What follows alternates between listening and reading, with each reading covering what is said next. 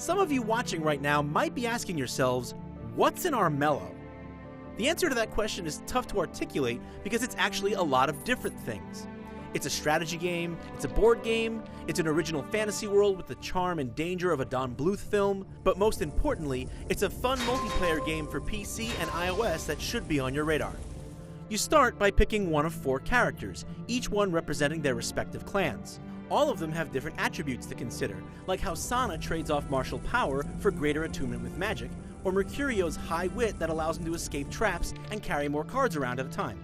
Yeah, there's a card game element too. Each round you draw cards until you reach your hand maximum, choosing from either items, spells, or trickeries to get the upper hand on your opponents. The king has taken ill with a curse, known only as the Rot, and as it brings him nearer to death, he becomes more and more corrupt. This isn't just a story element for fluff though, it figures directly into Armello's gameplay systems.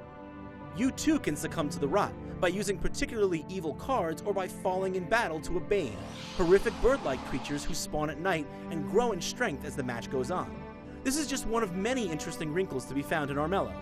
Approaching the King's Chambers requires you to test yourself against dangerous traps, each one devised to test a particular attribute.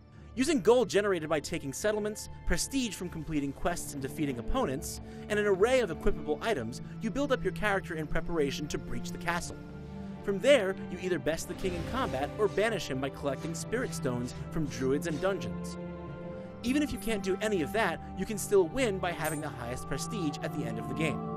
It seems almost too complex at first, but once you've learned about how it all works, you see that each of these stats and systems are meaningful, offering a wide variety of playstyles and strategies to employ. The board is randomly generated every time, and there's so many different ways to play, no 2 games ever play out the same. It also helps that Armello looks absolutely gorgeous. With moving cloud cover, birds soaring by, and a fully modeled day-night cycle, which also factors into gameplay, it feels more like looking down into a living world than just a static tabletop, and the beautiful, animated artwork on the playing cards helps add to the air of magic.